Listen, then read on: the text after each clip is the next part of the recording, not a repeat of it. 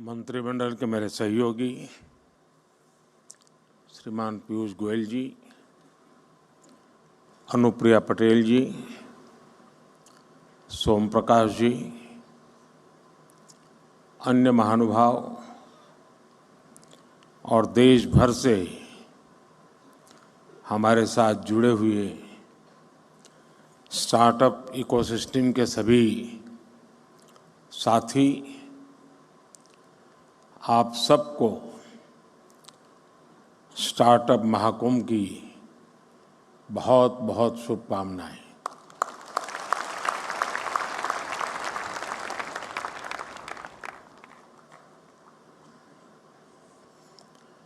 Startup launch तो बहुत लोग करते हैं,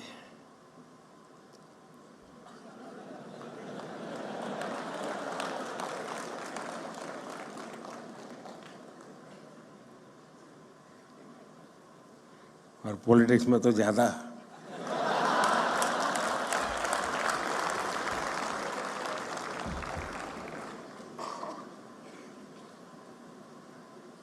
और बार बार लॉन्च करना पड़ता है।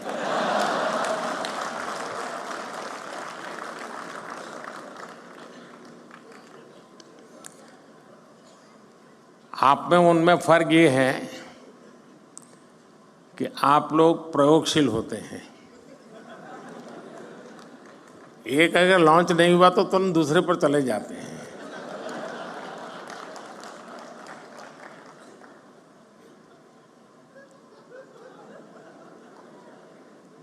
क्यों भाई, पीछे देर हो गई?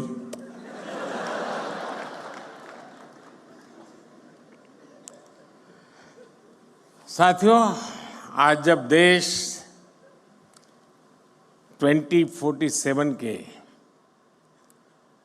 विकसित भारत के रोड मैप पर काम कर रहा है, ऐसे समय मुझे लगता है कि ये स्टार्टअप महाकुंभ का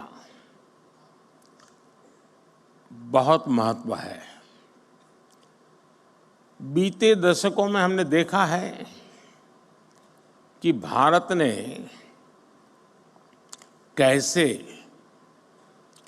आईटी और सॉफ्टवेयर सेक्टर में अपनी छाप छोड़ी है।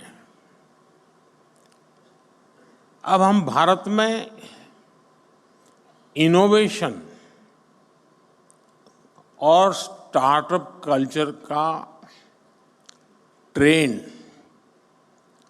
लगातार बढ़ता हुआ देख रहे हैं, और इसलिए स्टार्टअप की दुनिया के आप सभी साथियों का इस महाकुंभ में होना बहुत मायने रखता है। और मैं बैठे बैठे सोच रहा था कि स्टार्टअप वाले सफल कैसे होते हैं, क्यों होते हैं, वो कौन सी उनके अंदर एक जीनियस एलिमेंट है जिसके कारण ये सफल हो जाते हैं। तो मुझे एक विचार आया, आप लोग तय करना मैं सही हूं कि गलत हूं। जो आपकी टीम है जिसने इसको ऑर्गेनाइज किया है, क्योंकि आमतौर पर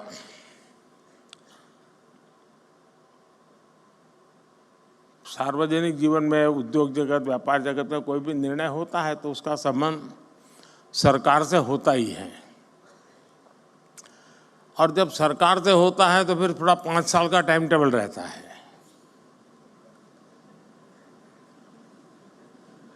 धीरे धीरे पहुंच रही, इधर से शुरू हुई है।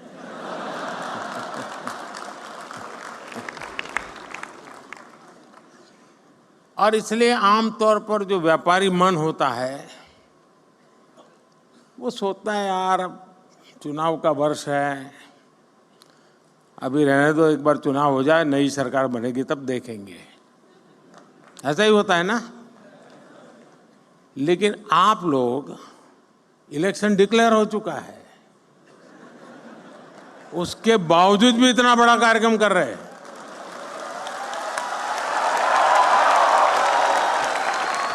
इसका मतलब ये है कि आपको पता है अगले 5 साल क्या होने वाला है।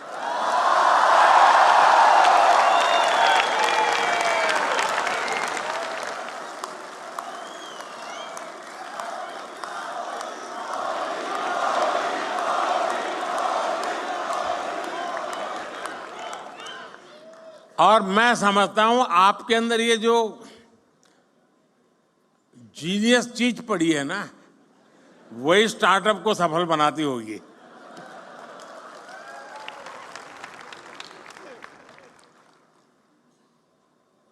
यहाँ investors, incubators, academicians, researchers, industry members, यानी एक प्रकार से सच्चे अर्थ में ये महाकुंभ है। यहाँ यंग एंटरप्रेन्योर्स भी हैं और फ्यूचर एंटरप्रेन्योर्स भी हैं। और जैसे आप में जीनियस टैलेंट है, मेरे में भी ये है, और इसमें मैं पहचान सकता हूँ, इसमें फ्यूचर एंटरप्रेन्योर मुझे दिखते हैं, मैं देख सकता हूँ।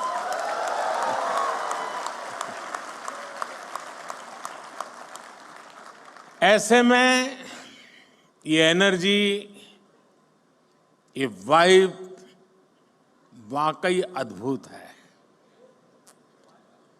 जब मैं पोर्ट्स और एग्जीबिशन स्टॉल से गुजर रहा था तो ये वाइब में फील कर रहा था, और दूर कुछ लोग लगे थे, नारे भी लगा रहे थे, और हर कोई अपने इनोवेशन को बड़े गर्व के साथ दिखा रहा था। और यहां आकर किसी भी भारतीय को लगेगा कि आज के स्टार्टअप को नहीं, बल्कि कल के यूनिकॉर्न और डेकाकॉर्न को देख रहे हैं।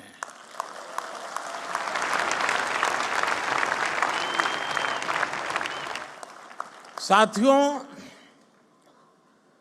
भारत आज अगर ग्लोबल स्टार्टअप स्पेस के लिए नई उम्मीद, नई ताकत बनकर उभरा है, तो इसके पीछे एक सोचा समझा विजन रहा है। भारत ने सही समय पर सही निर्णय लिए, सही समय पर स्टार्टअप्स को लेकर काम शुरू किया। अब ये समिट तो आप लोगों ने बहुत बड़ी मात्रा में ऑर्गेनाइज की है, लेकिन जब ये शब्द भी का स्टार्टअप नहीं हुआ था, उस समय मैंने एक समिट की थी विज्ञान भवन में। बड़ी मुश्किल से आधा सभागृह भरा था, पीछे भी जैसे सरकार करती है जगह हमने भर दी थी। ये अंदर की बात है, बाहर मत बताना।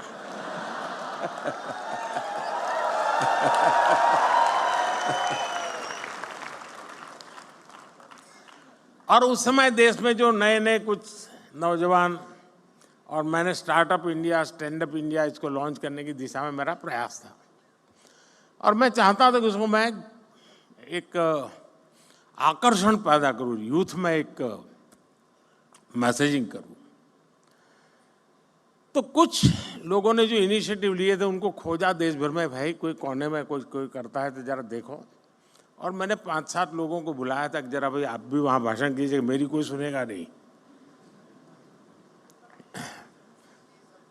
अब सुनते हैं। मैं उस समय बात कर रहा हूँ।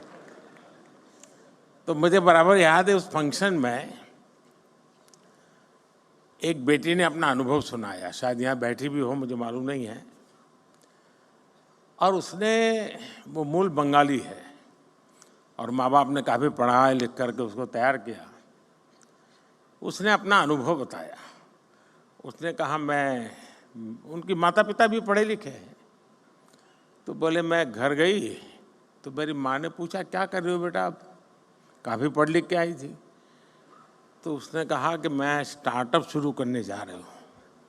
तो उसकी माँ ने कहा, वो बंगाली थे, सर्वनाश।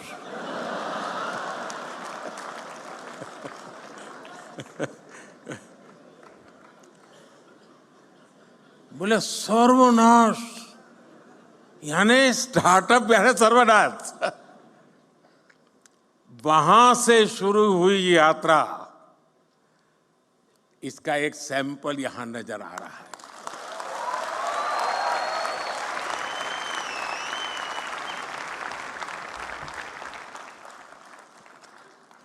देश ने स्टार्टअप इंडिया अभियान के तहत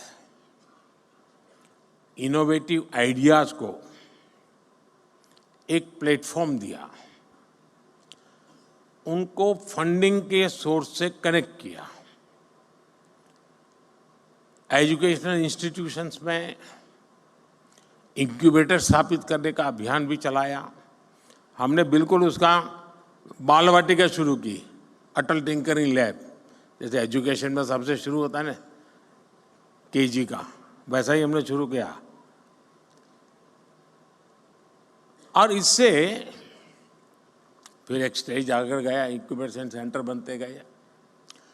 टियर 2, टियर 3 शहरों के नौजवानों के लिए भी अपने आइडियाज को इंक्यूबेट करने की सुविधा मिलने लगी। आज पूरा देश गर्व से कह सकता है कि हमारा स्टार्टअप इकोसिस्टम सिर्फ बड़े मेट्रो शहर तक सीमित नहीं है। और अभी छोटी सी फिल्म में भी दिखाया गया, ये देश के 600 से अधिक जिलों तक पहुंच चुका है। इसका मतलब है ये एक सामाजिक कल्चर बन गया है। और जब कोई सामाजिक कल्चर बन जाए तो फिर उसको रुकने का कोई कारण ही नहीं होता है, वो नई नई ऊंचाइयों को प्राप्त करता ही करता जाता है। भारत की स्टार्टअप क्रांति का नेतृत्व आज देश के छोटे शहरों के युवा कर रहे हैं। कुछ लोग सोचते हैं कि हमारे स्टार्टअप सिर्फ टैक्स स्पेस तक ही सीमित है, लेकिन मुझे खुशी है कि आज agriculture, textile, medicine, transport, space, even मैंने देखा योगा में स्टार्टअप शुरू हुए हैं। आयुर्वेद में स्टार्टअप शुरू हुआ है। और एक दो नहीं, मैं रुचि लेता हूं तो देखता रहता हूं, 300, 400 की संख्या में है। और हर एक में एक से बढ़कर एक न कुछ नया है जी। कभी तो मुझे भी सोचना पड़ता है कि मैं योगा कर रहा हूं वो ठीक है कि स्टार्टअप वाला कह रहा है वो योगा ठीक है।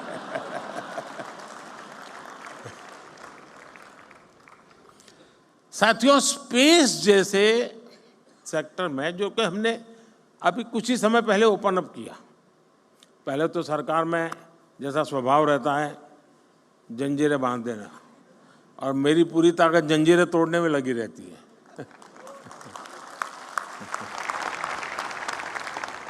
स्पेस में 50 से अधिक सेक्टर्स में भारत के स्टार्टअप बहुत अच्छा काम कर रहे हैं।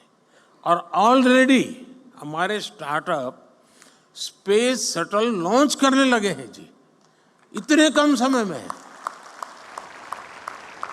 साथियों, भारत की युवा शक्ति का सामर्थ्य आज पूरी दुनिया देख रही है। इस सामर्थ्य पर भरोसा करते हुए देश ने स्टार्टअप इकोसिस्टम निर्माण करने की तरफ अनेक कदम उठाए हैं। शुरुआत में इस प्रयास पर भरोसा करने वाले बहुत कम थे, जैसा मैंने प्रारंभ में कहा। हमारे यहाँ पढ़ाई का मतलब नौकरी, और नौकरी का मतलब सिर्फ सरकारी नौकरी, यही सब था। मैं बड़ौदा में रहता था पहले, और वहाँ महाराष्ट्रियन परिवारों से हमारा नाता जरा ज़्यादा था, तो गायकवाड़ी स्टेट है। तो हमारे कुछ साथी बड़े मजाकिया स्वभाव से कहते थे, अगर बेटी बड़ी हुई शादी तय करनी है तो घर में चर्चा क्या होती है? बोले मूला फाल छाना है। अरे बेटा बहुत अच्छा है, फिर क्या? सरकारी नौकरियां है बस। तो अब बेटी शादी होने के लिए योग्य हो गया। आज पूरी सोच बदल गई है। कोई बिजनेस की बात करना था तो पहले आइडिया की नहीं, दिमाग यही है यार, करना तो है लेकिन पैसे कहां से लाऊं। शुरुआत की चिंता उसकी पैसों से रहती थी। जिसके पास पैसा है वही बिजनेस कर सकता है, ये हमारी यहां धारणा बन चुकी थी। ये स्टार्टअप इकोसिस्टम ने उस साइकिल को तोड़ दिया है जी। और देश में जो रिवॉल्यूशन आता है ना, ऐसी चीजों से आता है। देश के नौजवानों ने जॉब सीकर से ज्यादा जॉब क्रिएटर बनने का रास्ता चुना है।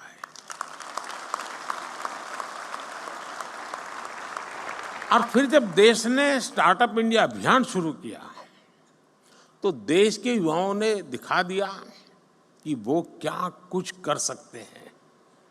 आज भारत दुनिया का तीसरा बड़ा स्टार्टअप इकोसिस्टम है। 2014 में जहां देश में कुछ 100 स्टार्टअप भी नहीं थे, आज भारत में करीब 1.25 लाख रजिस्टर्ड स्टार्टअप्स हैं और इनसे करीब 12 लाख नौजवान सीधे तौर पर जुड़े हुए हैं। हमारे पास 110 से ज्यादा यूनिकॉर्न्स हैं। हमारे स्टार्टअप्स ने लगभग 12,000 पैटेंट्स फाइल किए हैं और बहुत सारे स्टार्टअप्स ऐसे हैं जो अभी तक वो पेटेंट के महत्व नहीं समझे हैं। मैं अभी भी मिल के आया, मैंने पहला ही पूछा, मैंने कहा पेटेंट हुआ गया? नहीं, बोले प्रोसेस में है। मेरा आप सबसे आग्रह है उस काम को साथ साथ चालू ही कर दीजिए, क्योंकि आज दुनिया इतनी तेजी से बदल रही है, पता नहीं कौन कहां हाथ मार ले।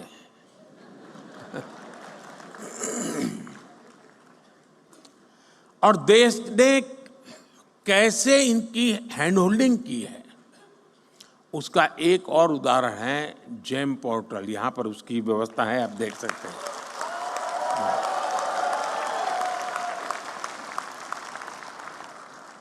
आज ये स्टार्टअप सिर्फ जेम पोर्टल पर ही करीब 20,000 करोड़ रुपए से ज्यादा का कारोबार कर चुके हैं।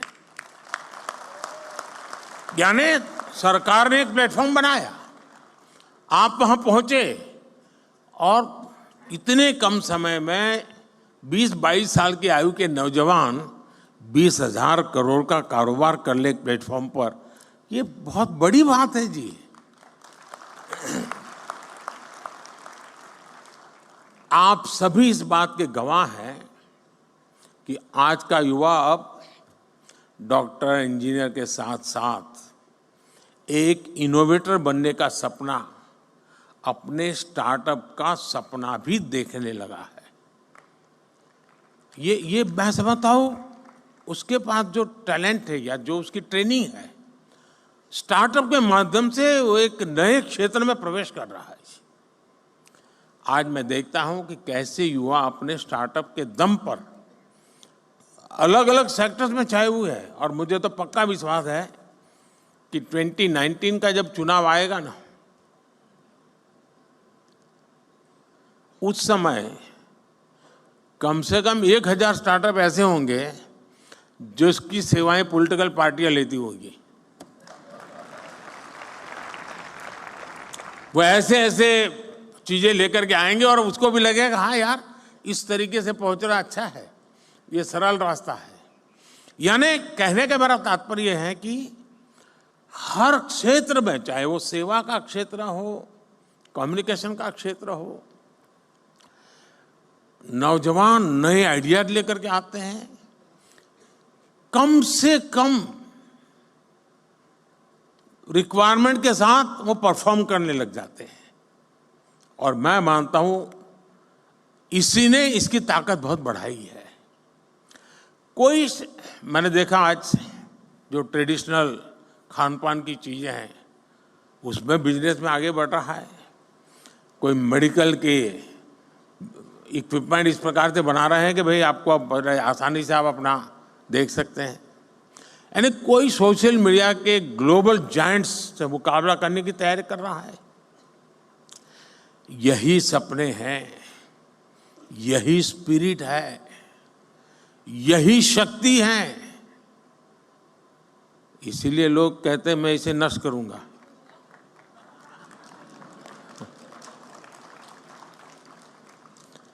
एक तरह से मैं कह सकता हूं कि कुछ वर्ष पहले देश ने पॉलिसी प्लेटफॉर्म पर जो स्टार्टअप लॉन्च किया था वो सफलता की नई ऊंचाइयों को छू रहा है। साथियों, स्टार्टअप्स को देश के डिजिटल इंडिया अभियान से जो मदद मिली है, और मैं मानता हूं कि यूनिवर्सिटीज ने इसे केस स्टडी के रूप में स्टडी करना चाहिए, वो अपने आप में एक बहुत बड़ा इंस्पिरेशन है। हमारे फिनटेक स्टार्टअप्स को यूपीआई से बहुत बड़ी मदद मिली है। भारत में ऐसे इनोवेटिव प्रोडक्ट्स और सर्विसेज तैयार हुई हैं जिससे देश के हर कोने में डिजिटल सुविधाओं का विस्तार हुआ है। और साथियों, आपको अंदाज नहीं है कि हम जहां हैं, हम रोजमर्रा की जिंदगी है तो हमें पता नहीं चलता है, लेकिन मैं G20 समिट के समय देखता था, हमने यहाँ एक बूथ लगाया था जहाँ पर अभी आपके एग्जीबिशन लगाए वहाँ G20 समिट में, और वहाँ यूपीआई कैसे काम करता है हम 1,000 रुपये देते थे ताकि उनको ट्रायल रन करने के लिए काम आए। हर एक एम्बेसी अपने टॉप मोस्ट लीडर को वहाँ ले जाने का आग्रह रखते हुए जरा वहाँ देखिए एक बार। यानी वहाँ लाइन लगी रही थी बड़े बड़े नेताओं की कि यूपीआई है क्या, काम कैसे करता है, और उनके लिए बड़ा अजूबा था। हमारे यहाँ गांव में सब्जी वाला भी बड़े आराम से कर लेता है।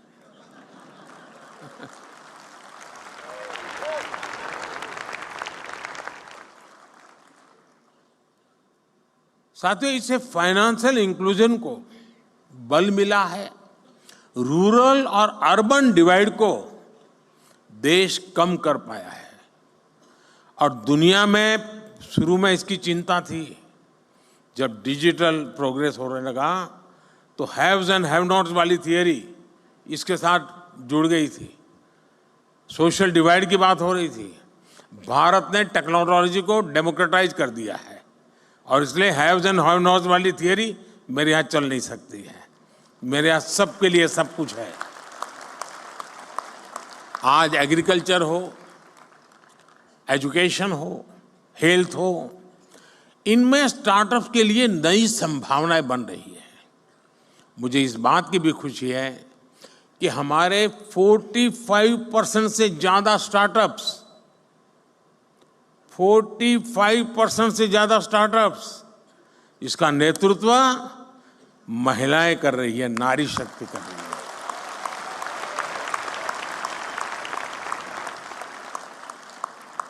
इस ताकत का कोई अंदाज नहीं लगा सकता जी। ये पूरा एडिशनल बेनिफिट है देश को। हमारी बेटियां कटिंग एज इनोवेशन से देश की समृद्धि की तरफ ले जा रही है जी। साथियों, इनोवेशन का एक कल्चर विकसित भारत के निर्माण के लिए नहीं बल्कि पूरी दुनिया के बेहतर भविष्य के लिए भी बहुत जरूरी है। और मैं बहुत जिम्मेवारी के साथ कहता हूं, विश्व के बेहतर भविष्य की बात मैं कर रहा हूं, और मेरी ताकत पर नहीं, आपके सामर्थ्य पर मेरा भरोसा है।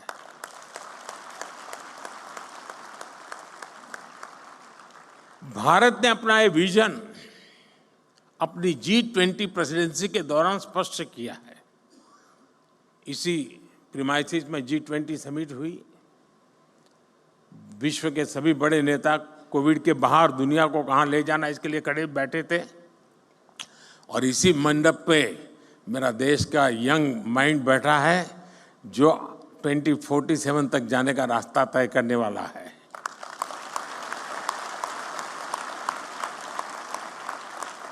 भारत ने स्टार्टअप 20 के तहत दुनिया भर के स्टार्टअप इकोसिस्टम को एक साथ लाने का प्रयास किया है। इसी भारत मंडप में G20 के दिल्ली डिक्लेरेशन में पहली बार स्टार्टअप्स को न सिर्फ इंक्लूड किया गया बल्कि उन्हें नेचुरल इंजन ऑफ ग्रोथ भी माना गया। मैं जरूर कहूंगा कि आप G20 का ये डॉक्यूमेंट जरूर देखें आप, यानी किस लेवल पर हम चीज को ले गए हैं।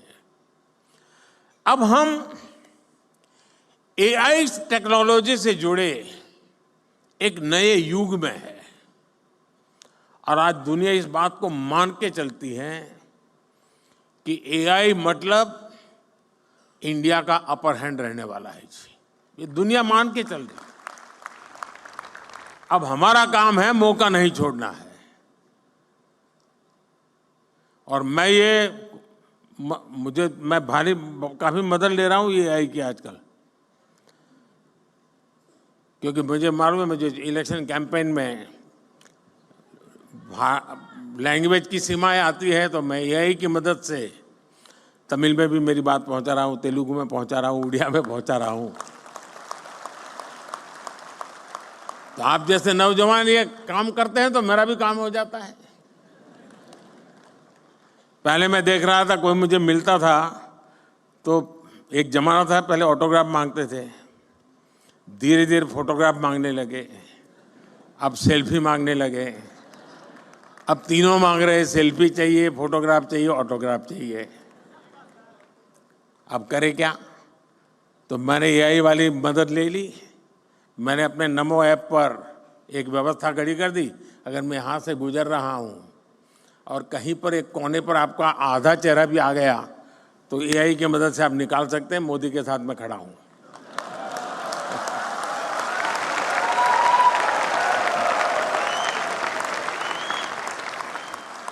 आप लोग नमो ऐप पर जाएंगे तो फोटो बूथ है, वहां से आपको फोटो मिल जाएगी आपकी।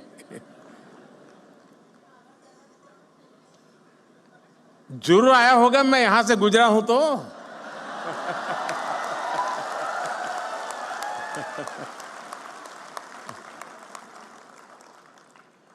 साथियों, इसलिए भारत के यंग इनोवेटर्स के लिए और ग्लोबल इन्वेस्टर्स के लिए AI एक ऐसा क्षेत्र अनगिनत नए अवसर लेकर के आया है। National quantum mission, India AI mission और सेमीकंडक्टर मिशन, ये सारे अभियान भारत के युवाओं के लिए संभावनाओं के नए द्वार खोलेंगे। अभी कुछ महीने पहले मुझे अमेरिका की संसद को संबोधित करने के लिए उन्होंने बुलाया था, तो मैंने वहां AI की चर्चा की। तो मैंने कहा अब AI दुनिया का भविष्य तय करने के लिए सामर्थ्यवान बनता जा रहा है, तो जितनी वहां समझ थी उतने हिसाब से तालियां बजी।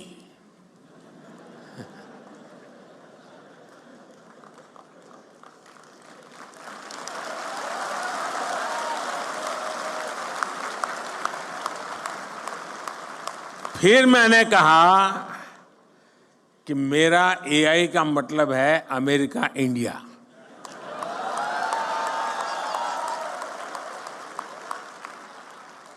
तो पूरा सभागृह खड़ा हो गया।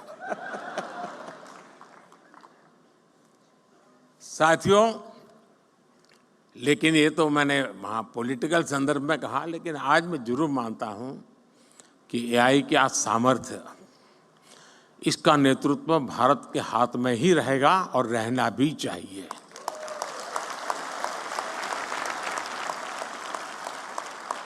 Indian solutions for global applications की भावना मुझे पक्का विश्वास है बहुत बड़ी मदद करेगी। भारत के युवा इनोवेटर जिन प्रॉब्लम्स का सॉल्यूशन ढूंढेंगे वो दुनिया के अनेक देशों की मदद करेगा। मैं पिछले दिनों को एक प्रयोग करता रहता हूं। मैं दुनिया के कई देशों के साथ हमारे देश के बच्चों के हैकाथॉन करवाता हूं। 30-40 घंटे ये बच्चे ऑनलाइन जुड़ करके हैकाथॉन करते हैं। मिक्स टीम बनती है, जैसे मानो सिंगापुर इंडिया है तो सिंगापुर के बच्चे इंडिया के बच्चे साथ में प्रॉब्लम सॉल्व करते हैं।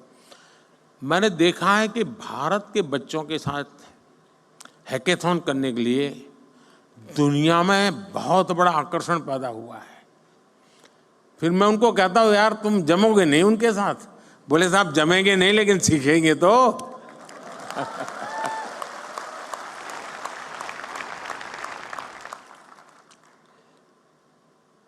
दोस्तों, भारत में जो इनोवेशन ट्राइड और टेस्टेड होगा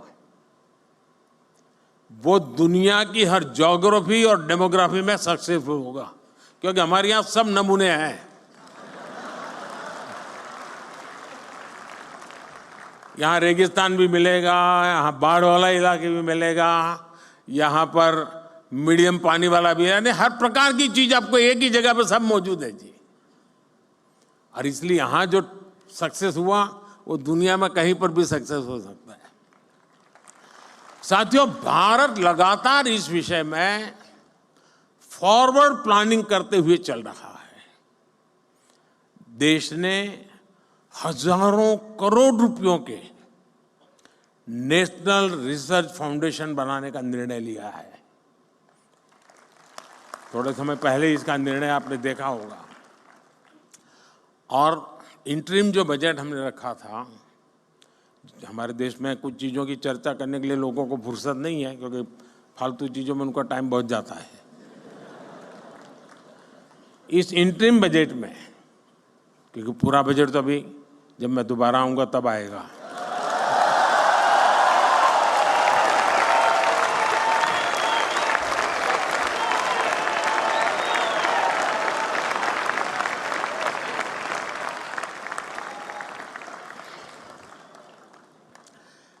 इस इंटरिम बजट में एक बहुत बड़ा निर्णय हुआ है और मैं चाहता हूं कि देश के हर नौजवान को पता होना चाहिए।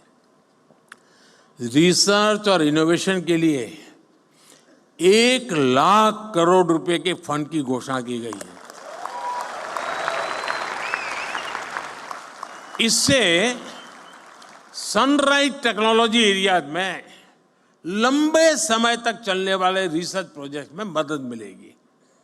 भारत ने डिजिटल डेटा प्रोटेक्शन के लिए बेहतरीन कानून भी बनाया है। स्टार्टअप्स को प्रोत्साहित करने के लिए जो भी कदम जरूरी है वो सारे उठाए जा रहे हैं। अब देश फंडिंग का एक बेहतर मैकेनिज्म बनाने का भी प्रयास कर रहा है। साथियों, आज जो स्टार्टअप सफल हो रहे हैं उन पर एक बड़ी जिम्मेदारी भी है। आपको ये तो ध्यान रखना ही है कि आपके आइडिया पर किसी ने भरोसा किया है, तभी आप यहां पहुंचे हैं। इसलिए आपको भी एक नए आइडिया को सपोर्ट करना चाहिए। कोई तो था जिसने आपका हाथ पकड़ा था, आप भी किसी का हाथ पकड़िए। क्या आप किसी एजुकेशनल इंस्टीट्यूट में युवाओं को प्रेरित करने के लिए मेंटर के रूप में जा नहीं सकते? मान लीजिए आपने एक 10 टिंकरिंग लैब ले लिए, जाएंगे उन बच्चों से बातें करेंगे, आपके आइडिया उनके आइडिया चर्चा करेंगे। इंक्यूबेशन सेंटर पर जाएंगे, 1 घंटा दीजिए, आधा घंटा दीजिए, मैं रुपये पैसे देने की बात नहीं कर रहा हूं। देश की नई पीढ़ी से मिलिए दोस्तों, मजा आ जाएगा।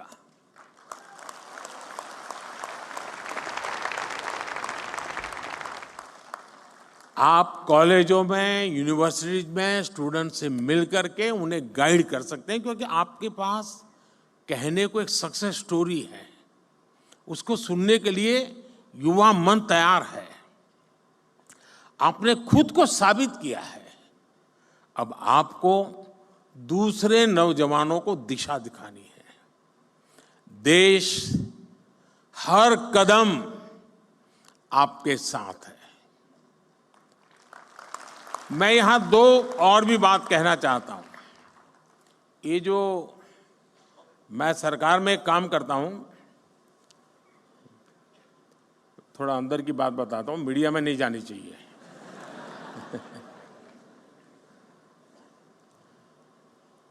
मैंने सरकार में एक बार कहा आकर के, नया नया यहाँ आया था दिल्ली, यहाँ का कल्चर का ज़्यादा पता नहीं था मुझे, बाहर का व्यक्ति था। मैंने सरकार से कहा, मैंने कहा ऐसा करो भाई, तुम्हारे यहाँ ऐसे प्रॉब्लम डिपार्टमेंट में जो लंबे समय से अटके पड़े हैं, लटके पड़े हैं, तुम लोग कोशिश कर रहे हो लेकिन सॉल्यूशन नहीं आ रहा है, ऐसे आइडेंटिफाई करो और मैं देश के नौजवानों को ये प्रॉब्लम दूंगा, उनको कहूँगा हैकेथॉन करो और इसका मुझे सॉल्यूशन दो। तो खैर हमारे बाबू लोग तो बहुत बहुत पढ़े लिखे लोग रहते हैं। तो साहब उसको कोई ज़रूरत नहीं, हमारा 20-20 साल का अनुभव है। अरे मैंने कहा यार भाई क्या जाता है। शुरू में मुझे बहुत रेजिस्टेंस था, क्योंकि कोई मानने को तैयार नहीं था कि हमारे यहाँ कुछ अटका हुआ है, हमारे यहाँ कुछ लटका हुआ है, हमारे यहाँ रुका हुआ। कोई कहे हमारे सब नहीं साहब, सब बहुत बढ़िया चल रहा है।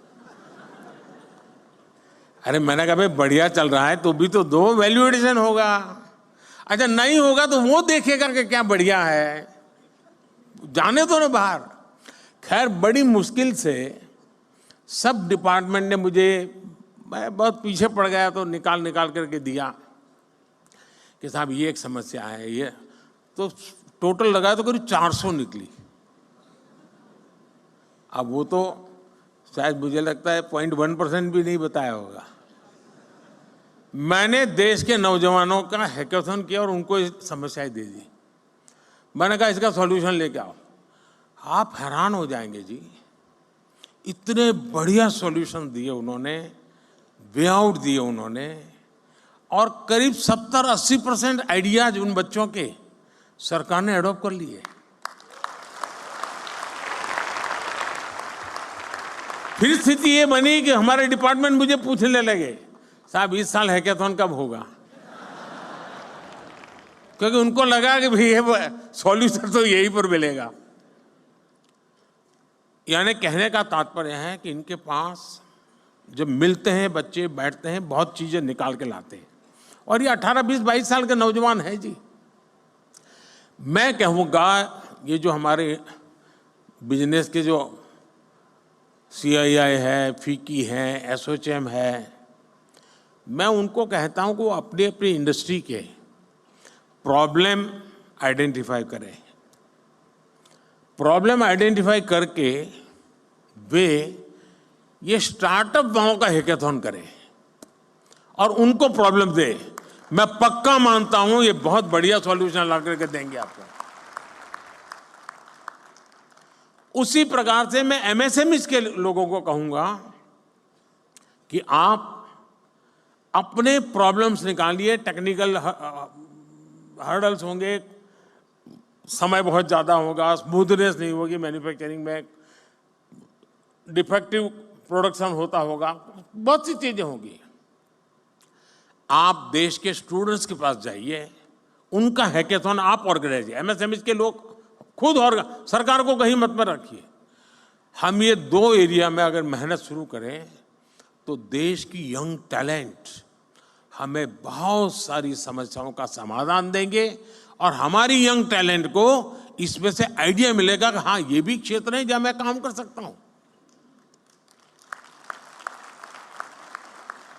हमें इस स्थिति में जाना चाहिए और मैं मानता हूं कि स्टार्टअप महाकुंभ में से कुछ एक्शनेबल पॉइंट निकलने चाहिए। उन एक्शनेबल पॉइंट्स को लेकर के हम आगे चले। और मैं आपको वादा करता हूं, अब ये 1.5-2 महीने में जरा और काम में व्यस्त हूं, लेकिन इसके बाद मैं आपके लिए अवेलेबल हूं।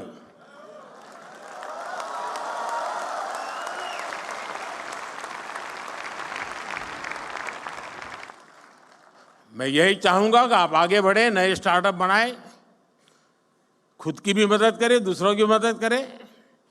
आप इनोवेशन जारी रखें, इनोवेटर्स को अपना सहयोग जारी रखें। आपके एस्पिरेशंस ही भारत के एस्पिरेशंस है। भारत को 11वें नंबर से 5वें नंबर की इकोनॉमी बना दिया और इसमें बहुत बड़ी भूमिका मेरे देश के नौजवानों की है, आपकी है। अब भारत को, और मैंने हिंदुस्तान को गारंटी दी है कि मेरे तीसरे टर्म में मैं देश को दुनिया की तीसरी इकोनॉमी बना करके रहूंगा।